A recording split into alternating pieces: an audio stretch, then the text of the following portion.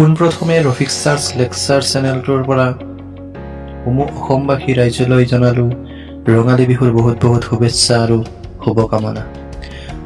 যিহেতু কৰোনা ভাইৰাছে গোটেই বিশ্বত এক মহামাৰীৰ ৰূপ ধাৰণ কৰিছে, সকলো মানুহৰ জীৱন ধাৰণ ব্যাঘাত জন্মাইছে আৰু অসমৰ মানুহেও তাৰ পৰা হাত সাৰিব পৰা নাই। তেনেস্থলতে মই অসমবাসী ৰাইজলৈ দিব বিচাৰিছোঁ এক ভাল খবৰ। যি খবৰে সমস্যাৰ কিছু পৰিমাণৰ লাঘৱ কৰিব বুলি মই ভাবোঁ। তো দেৰি নকৰি বলক ভিডিঅ'টো আমি আৰম্ভ কৰোঁ।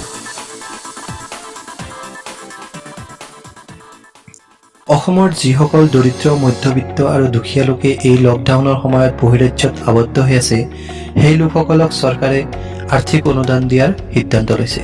তো সংশ্লিষ্ট সকলোৱে আৰ্থিক অনুদান পাবৰ বাবে 9615471547 এই নম্বৰটোলৈ দিব লাগিব মিছড কল, আৰু মিছড কল দিয়াৰ পিছতেই আপোনাৰ নম্বৰত যাব এটা লিংক।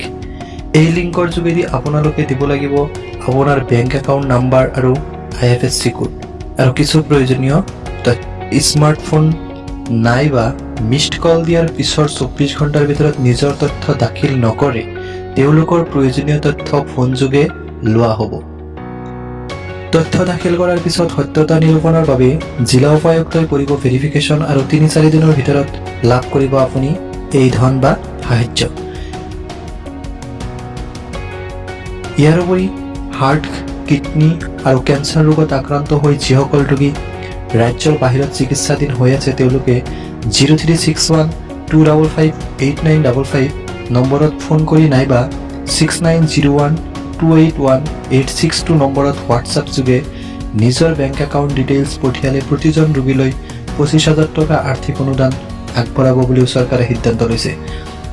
তো গতিকে দেৰি নকৰি আপুনিও লাভ উঠাওক এই আঁচনিৰ।